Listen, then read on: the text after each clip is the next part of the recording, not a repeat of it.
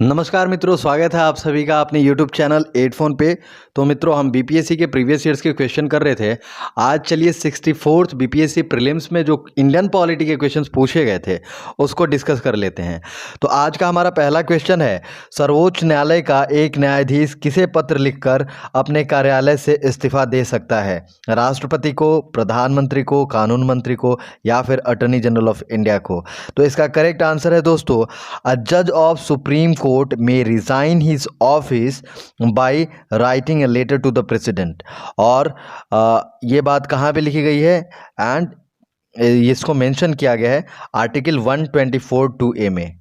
ठीक है, तो इसका करेक्ट आंसर होगा राष्ट्रपति। फिर अगला क्वेश्चन आपको बताना है कि पिछड़ा वर्ग आयोग के पहले अध्यक्ष कौन थे? देखिए, बहुत ही फैक्चुअल क्वेश्चन है। जगजीवन राम थे, काका साहेब केलकर थे, या फिर बी डी शर्मा थे, या बी आर अम्बेडकर थे, या फिर इनमें से कोई नहीं, या ऊपर दिए गए ऑप्शन में से एक से ज़्यादा ऑप्शन सही है।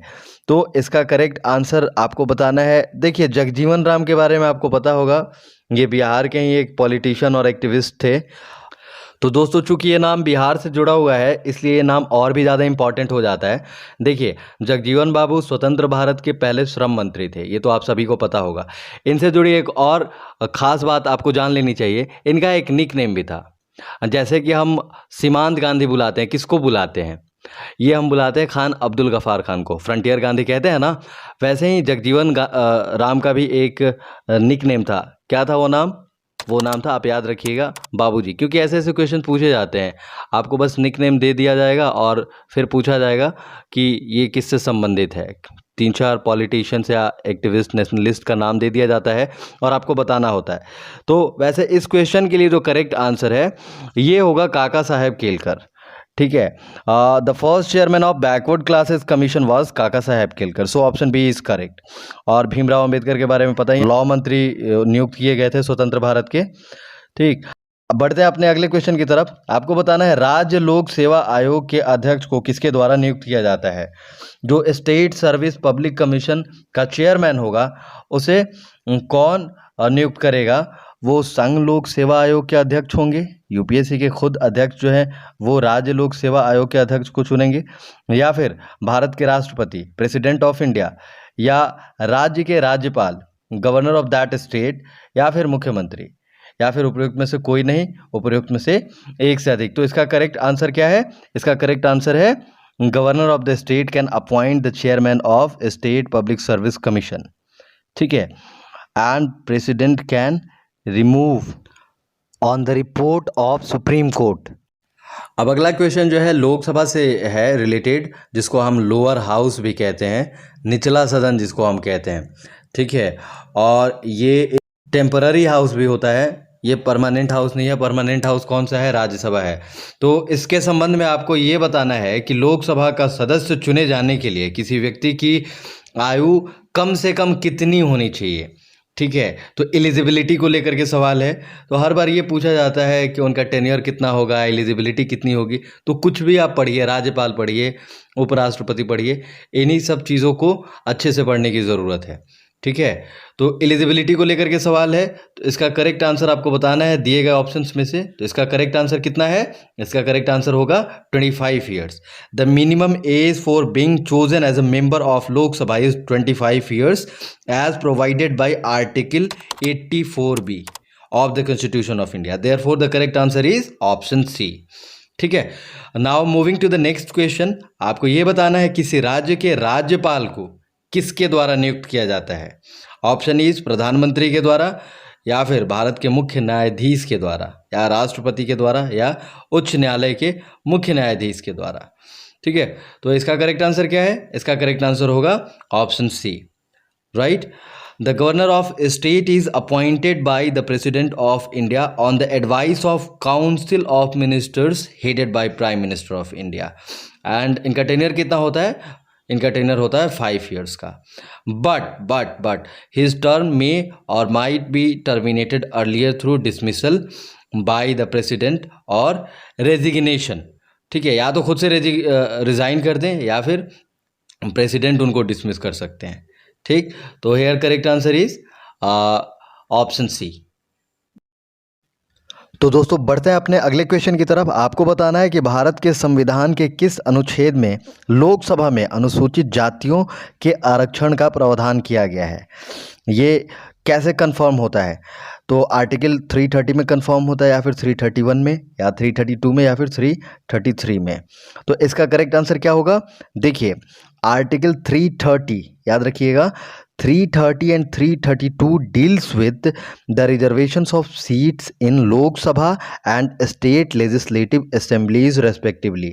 यानी कि लोकसभा में शेड्यूल कास्ट और शेड्यूल ट्राइब्स के लोगों को आरक्षण दिया जाएगा। ये कहाँ लिखा गया है, इसका उल्लेख कहाँ है? आर्टिकल 330 में। और स्टेट लेजिस्लेटिव असेंबलीज में भी शेड्यूल कास्ट और शेड्यूल ट्राइब्स के लोगों को आरक्षण दिया जाएगा। ये इसकी पुष्टि कौन करता है? इसकी पुष्टि करता है आर्टिकल 332। ठीक है, तो और उनका नंबर कितना होगा ये डिपेंड करता है कि उस यूनियन टेरिटरीज का क्या पॉपुलेशन है, या फिर किसी स्टेट का क्या population. So here the correct answer is option C.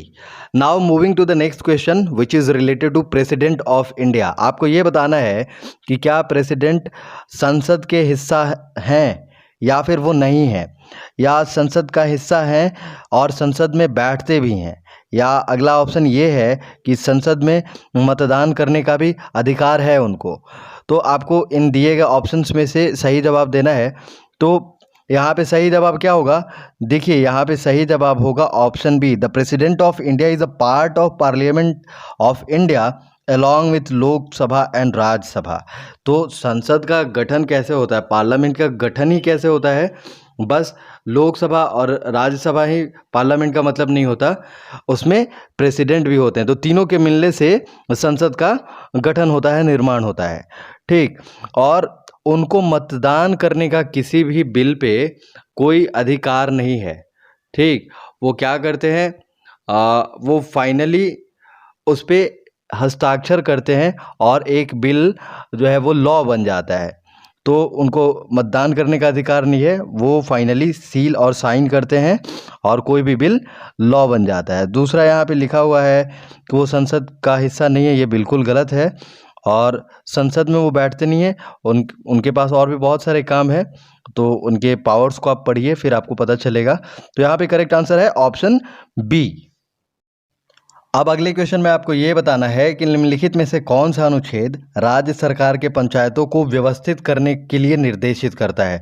तो इसके ऑप्शंस है आर्टिकल 33, या फिर आर्टिकल 40, आर्टिकल 48, या आर्टिकल 50।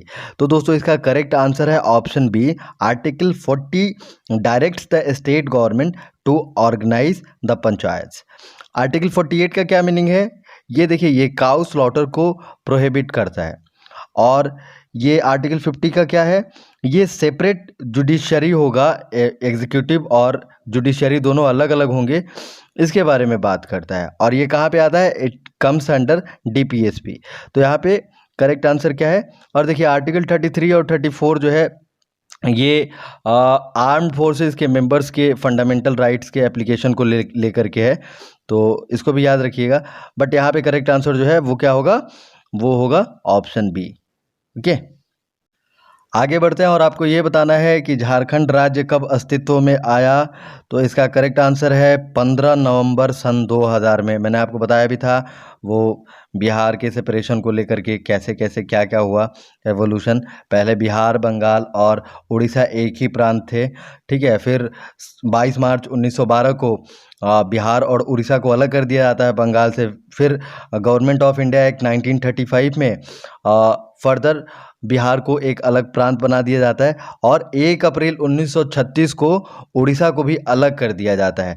और फिर 15 नवंबर सन 2000 को झारखंड को बिहार से अलग कर लिया जाता है। तो ये बिहार से जुड़ी जो है ये इंपॉर्टेंट हिस्ट्री है, यहाँ से क्वेश्चन बार बार बनता है, तो थोड़ा यहाँ पे ध्यान देंगे। ठीक है, तो ऑप्शन सी यहाँ पे करेक्ट होगा, सन 2000। ओके, अगला क्वेश्चन देखिए, ये सरकारी कमीशन से जुड़े हिस्ट्री पूछ रहा है आपसे, और देखिए इसमें ऑप्शन बहुत ही क्लोज है जो कि इस सवाल को थोड़ा मुश्किल बना देता है। आपको ये बताना है कि निम्नलिखित में से किस वर्ष सरकारी कमीशन, जिसे केंद्र और राज्य सरकार के संबंधों में बदलाव की सिफारिश करने के लिए अधिकार प्राप्त था, इसने अपने रिपोर्ट सौंपी थी? 1983 में, या फिर 1984 में, 1985 में, या 1987 में? तो देखिए यहाँ पे ऑप्शन ई सही होगा। ऊपर के दिए गए सारे ऑप्शंस जो हैं गलत हैं, क्योंकि उसने अपनी रिपोर्ट जो है 1600 पेज का सरकारी कमीशन का रिपोर्ट था, और ये जो है 1988 में सौंपा, इसने सौंपी थी। ठीक है, अब नेक्स्ट क्वेश्चन में आपको बताना है कि निम्नलिखित में से किस अनुच्छेद के तहत वित्त आयोग का गठन किया गया। अनुच्छेद 280 के तहत, या फिर अनुच्छेद 269 के तहत, या फिर अनुच्छेद 268 के तहत, या फिर अनुच्छेद 265 के तहत, या फिर उपरोक्त में से कोई नहीं, या फिर उपरोक्त में से एक से अधिक। तो यहाँ पे करेक्ट आंसर होगा दोस्तों article 280। So option A is correct. तो और जो ऑप्शंस में जो आर्टिकल्स दिए गए हैं इनके बारे में भी हमें जानना चाहिए, जैसे कि आर्टिकल 269, 268, 265, ये ऑप्शंस में है, मैं बोलूँगा आप इनको भी क्रॉस चेक करिए। वैसे मैं बता देता हूँ, देखिए article 269 refers taxes levied and collected by the union but assign to the states. ठीक है, ये वित्त आयोग के गठन को लेकर के नहीं है, बट हाँ टैक्स कैसे जो है कलेक्ट करेगा यूनियन गवर्नमेंट, हाँ, और वो स्टेट पे कैसे असाइंड होगा, इसके बारे में बात करता है आर्टिकल 269। वहीं आर्टिकल 268 क्या है, ये ड्यूटीज़ के बारे में बात करता है, वो टैक्सेस के बारे में, ये ड्यूटीज़ के बारे में। क्या, how duties levied bye the union and collected and appropriated by the state. तो एक मैं बोलूँगा कि आप खुद से सर्च करिए। ठीक है, अब अगला क्वेश्चन जो है भारत के अटॉर्नी जनरल से रिलेटेड है। लास्ट क्वेश्चन है आज का। आपको ये बताना है कि भारत के महान्यायवादी को किसके द्वारा नियुक्त किया जाता है, कानून मंत्री के द्वारा, लॉ मिनिस्टर के द्वारा, या फिर भारत के राष्ट्रपति के द्वारा, है ना, या फिर लोकसभा के अध्यक्ष के द्वारा, या प्रधानमंत्री के द्वारा, या ऊपर जितने भी ऑप्शंस हैं वो गलत हैं। ठीक, तो इसका सिंपल सा आंसर है, आप सभी को पता है कि attorney general of India is appointed by the president of India. Therefore option B is correct. So thanks for listening me guys, thank you, have a nice day ahead.